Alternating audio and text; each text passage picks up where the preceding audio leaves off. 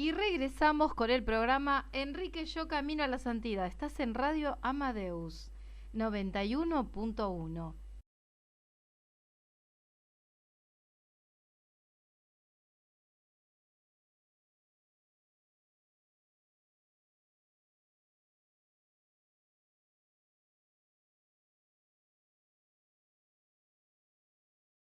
Y seguimos escuchando más entrevistas que realizó Canal Orbe 21 en el programa Poliedro, que le hicieron notas a Sara. Vamos a ir descubriendo quiénes son los que estuvieron presentes y acompañando en esta ceremonia de Enrique Yo.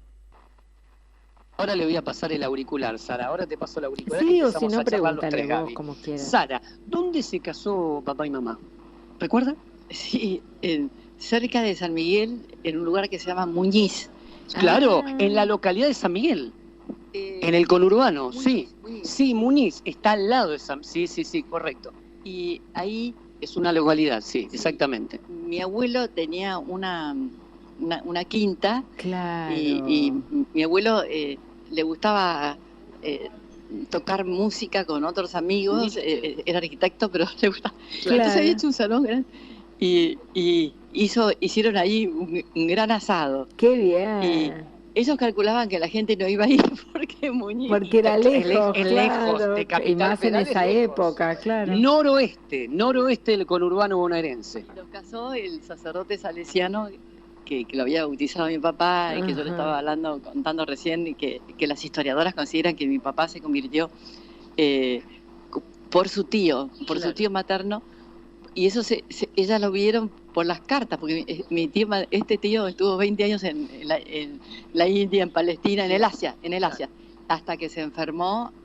Claro. Y terminó acá en un... Sara, en esta mañana también nosotros queremos anticipar, ¿no? Estamos hablando con Sara Crito en esta mañana, agradecemos el tiempo, el espacio, la hija del empresario católico, de este referente que se llama Enrique Yo. Dice Gaby, es cierto. Claro, nadie pero quiere. Es promover ese deseo de la santidad, y más que promover a los santos, y bueno, para eso la Iglesia también marca esos testimonios de vida que son todos tan distintos, porque no hay ningún santo parecido a otro. Es increíble lo que les tocó vivir, nunca se puede. Así que la Iglesia, hay mucha gente santa en la comunión de los santos, pero a veces se elige a algunos, y ahora justo ya está en una fase final. Uh-huh. Faltan 2 comisiones de los teólogos y de los cardenales, pero ya se aprobó una que era muy difícil. Hablando de la causa. Claro. El tema del presunto milagro, que se llama una curación científicamente inexplicable. Uh-huh. El 9 de enero, allá en el Vaticano, varios médicos estudiaron, no sé, una carpeta impresionante hecha por médicos argentinos que tuvieron que hacer un informe. No Sara, estamos muy cerca. Falta muy poquito. Y después de escuchar a Sara, vamos a compartir la entrevista que le realizaron a Sara Crito de Eiras, hija de Sara, pero nieta de Enrique. ¿Y era un poquito así? Abuela tenía carácter firme desde muy joven, aunque ella estudiaba Bellas Artes, Enrique la veía en un consejo directivo de importancia y la promovía, ¿no? Como mujer, a que no se dedique a las cosas de la casa, sino que se dedique, como a ella le gustaba la política, a ser diputada o a una empresa familiar, digamos, como que siempre la impulsaba, ¿no? A desarrollar todo su potencial. Le gustaba elevar a la gente, ¿no? Claro. Y que nadie que se acercara a Enrique se retirara sin estar mejor. Buscaba, sin mencionar a Dios, ¿no? Acercar a la gente. Veía que era el camino de la felicidad, la religión. Que los demás se den cuenta, con la alegría de Enrique, con su testimonio de vida, lo que era, ¿no? El camino de la felicidad, de estar cerca de Dios, de hacer la voluntad de Dios, que lo demás se da por añadidura. Sarita, ¿y cómo era esto de, me decía fuera de cámara, no me parecía interesante, cómo era esto de que te hablaban tanto, y abuela te hablaba tu abuela, ¿no? En este caso te hablaba tanto de Enrique, te sentaba, tomaban el té, charlaban, ¿cómo era ese diálogo, no? Sí, ¿Vos se lo pedías? Sí, se lo pedía. Ya al final de su vida, hace casi 20 años, iba de vez en cuando a tomar el té con ella y le preguntaba en concreto de cómo habían sido sus años de matrimonio. Ella decía que habían sido tan felices, y también que no le cabía la menor duda de que había sido santo. Y también pequeñas cosas como antes de fallecer, Enrique, cómo había sido ese momento, cómo le había hablado a los obreros, se había dedicado, también había mencionado a Juana, que había sido la persona que le había cuidado a Enrique cuando falleció su mamá. Claro. Todo esa forma de ser de Enrique tan alegre, cómo llegaba silbando a la casa y empezaba la alegría en el hogar, ¿no? La paz. Cómo había derribado en la empresa ese muro que había entre los trabajadores y los digamos, empleadores. ¿Sabes lo que dijiste algo? Perdón que te interrumpa, Gaby, te hago partícipe también, ¿no? Hablaste del silbido, de silbar. Digo, ¿cómo se perdió eso, no, Gaby? Porque es cierto, por la calle uno iba caminando y la gente silbaba, ingresaba a algún lugar y silbaba. Era parte de lo cotidiano, no sé si compartís, Gaby, se perdió un poquito eso, ¿no? Hay varios, sí, en el trabajo también dicen que recuerdan haberlo escuchado silbar. Uno de los hijos dice que silbaba tipo bicho feo cuando llegaba a la casa. Tipo bicho feo. Que le hacía el cantito. Le salía, parece que silbaba muy bien. Claro. También cantaba para elevar a los chicos, los escuchaba de verdad, les preguntaba a cada uno por sus cosas. También los hacía crecer en los juegos, ¿no? Jugaba con ellos, que en esa época tal vez no era tan normal. Claro. Ahí hay varios testimonios de gente que en ese momento eran chicos, de cómo Enrique los escuchaba con atención. Mira, y hablando de chicos, ¿sos mamá, Sarita? Soy mamá de 2 hijos. Sí, de 2, ¿cómo se llaman? Jorge y José. ¿Qué edad tienen? 14 y 16. Ellos te preguntan por la figura de Enrique, les hablas de Enrique, tal vez los amigos le preguntan, digo por el apellido. Bueno, sí me preguntaron, uno de mis hijos hizo hace unos años, cuando era más chico, una composición sobre Enrique y marcaba sobre todo esa alegría que tenía Enrique. Mira. Sí, ese no estar de mal humor, que muchos concuerdan que siempre estaba con una sonrisa serena, ¿no? Que cómo favorecía la unidad, la paz. Sí, los chicos a veces me preguntan y bueno, se ve que otro lo dibujó. Mira. Que es una bendición merecida, lo reconocemos, que no se hereda, que es una responsabilidad personal la santidad, que todos tenemos que ser santos y que se puede, porque él era un laico, un papá de familia, con una vida muy ordinaria, que sin ser pesado buscaba, ¿no? Esa presencia de Dios, todo el tiempo con calculatorias, diciendo gracias Dios mío después de cada cosa linda, o que rezaba el rosario en familia, con todos, y todos se acercaban a hacerlo y pedían cada uno por sus intenciones. Sí, surge el tema de Enrique yo muchas veces en mi familia. ¿Y sí. cómo está viviendo la familia, no? Digo, esta etapa, estas etapas que obviamente tienen sus tiempos, ¿no? Ansiedad, felicidad, ¿cómo lo están viviendo ustedes? ¿Charlan entre ustedes? Charlamos, lo que sí estamos pidiendo son muchas oraciones, porque las causas lo precisan, las causas de beatificación, para que avancen, porque si Dios quiere, digamos, son aprobadas y se declara la santidad como un modelo. Como dice un tío mío que es sacerdote, un hijo de Enrique, que vive hace 50 años en África, que cuando se declara santo a alguien allí en África, se eleva espiritualmente la región, ¿no? Que es algo mucho más grande que nosotros, es algo de la iglesia, como ese poner modelos positivos, tanto que los jóvenes necesitan, ¿no? Hay héroes, Superman, no sé, tantos ahora más actuales. Bueno, también hay malos modelos que, bueno, yo creo que Enrique puede ser uno de estos tantos modelos, está Carlo Acutis, tantos laicos, ¿no? Que por ejemplo Enrique decía, ¿no? Que él estaba cada vez más enamorado de su vocación de laico, que lo veía como una vocación divina, ¿no es cierto? Está el matrimonio, el sacramento grande del matrimonio, que buscaba demostrarse el amor, el cariño. Hasta se había propuesto aceptar todo lo que Cecilita, su mujer, abuela, le propusiera, tanto en acciones como en omisiones o las comillas que le pusiera por delante, como que tenía ese propósito.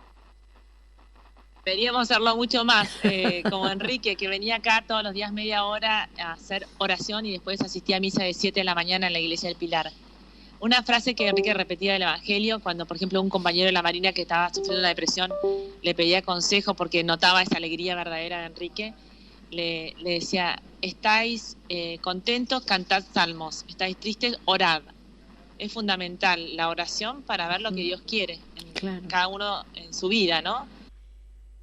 Y también los invito a escuchar la reflexión que hizo el padre Gastón Lorenzo, que es el párroco de la Basílica Nuestra Señora del Pilar.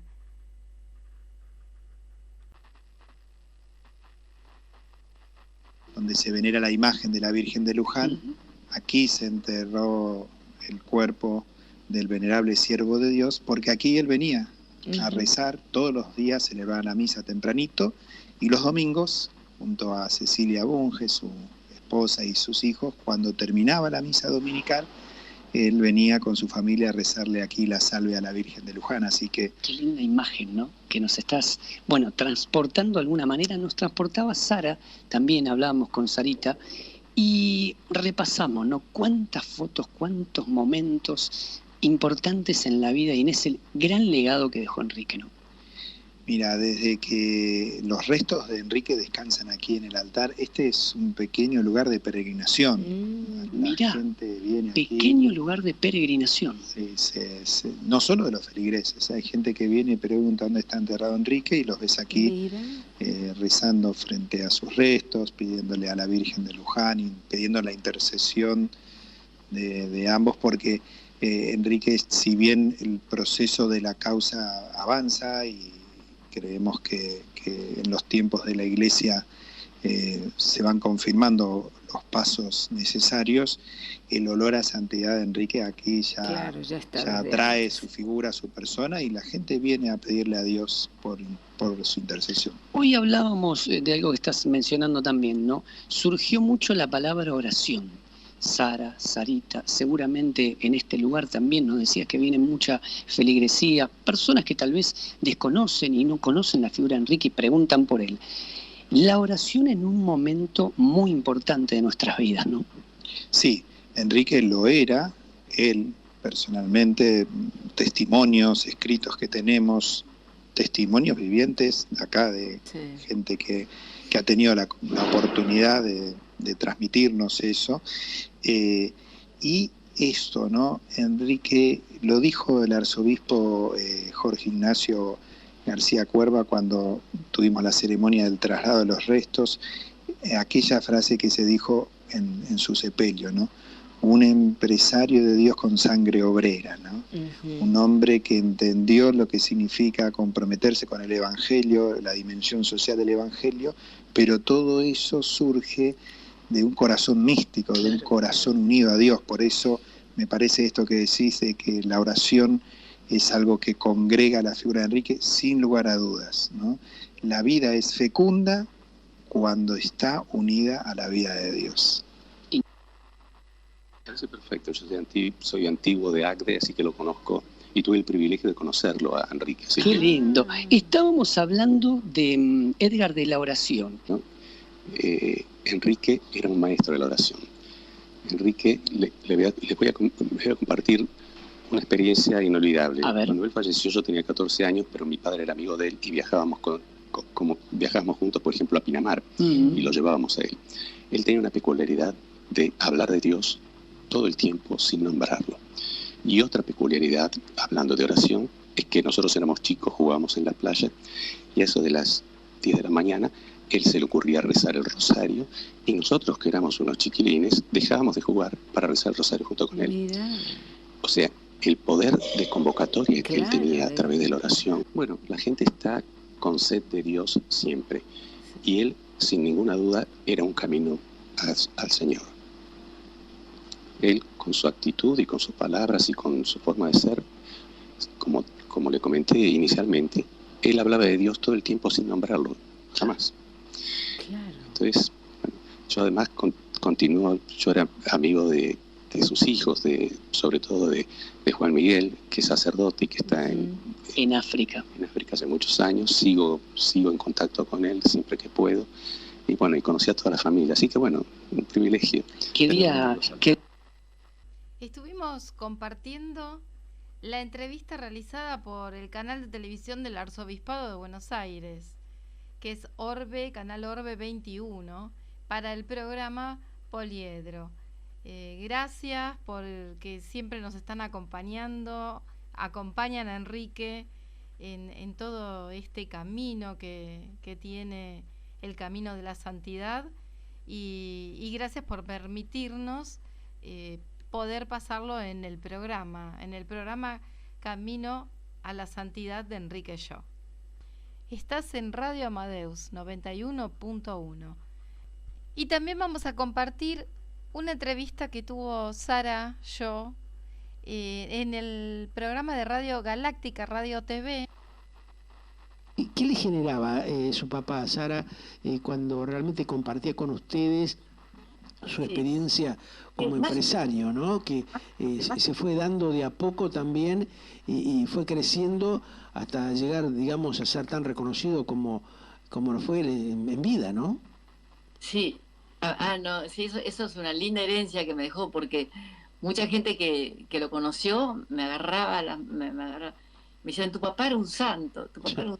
Porque yo a veces volvía a Berazategui porque tenemos amigos ahí y todo, era una fiesta una vez al año, y yo le decía, pero ¿por qué me dice eso? Yo preguntaba, ¿no? Ajá. Y porque toda una vida muy normal, nada bizarra, nada de hacer cosas raras ni nada, y me decía, ¿por qué linda sonrisa tenía? Qué bárbaro. Qué lindo que lo recuerden de esa manera, ¿no? Me parece que debe ser un orgullo para usted y toda la familia, ¿no?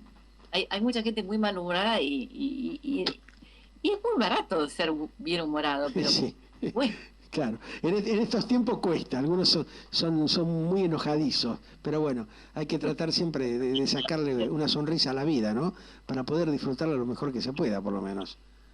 Y que sonrisa tendría seguramente una sonrisa verdadera, no así de... Fabricada, ¿no? Como pasa en muchos casos.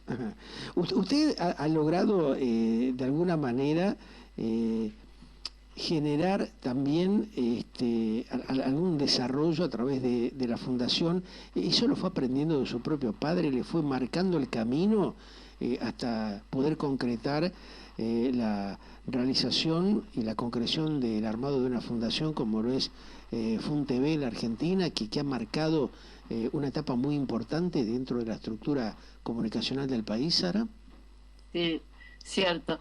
Sí, fueron 26 ediciones de premios, ajá, aportes educativos a la televisión.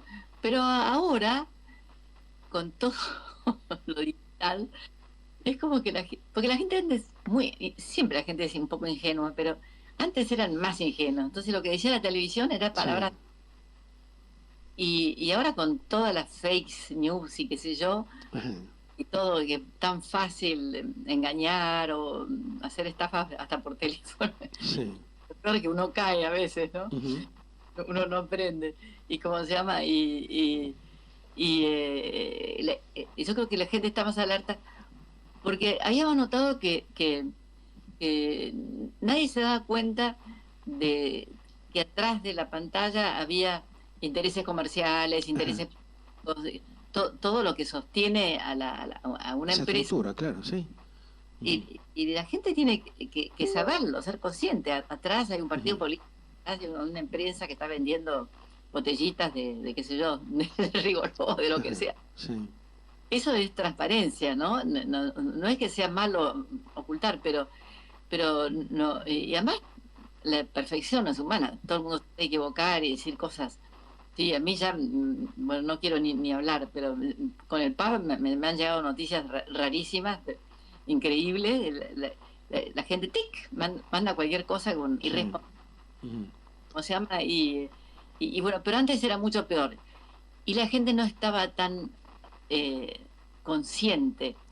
Y ahora yo creo que todo el mundo sabe muy bien que si uno quiere cocinar algo, plantar una planta, hay que ir a buscar el celular. Hay contenidos educativos y, sí, que las pantallas educan, para bien o para mal. Porque también enseñan a robar, enseñan a pegar, que se piñas, lo que sea. El otro día yo decía, mirá vos las cosas que no sé, que estaban, dije, esto es malo porque está enseñando cómo como torcer el brazo a otras personas, ¿no? Y de todo.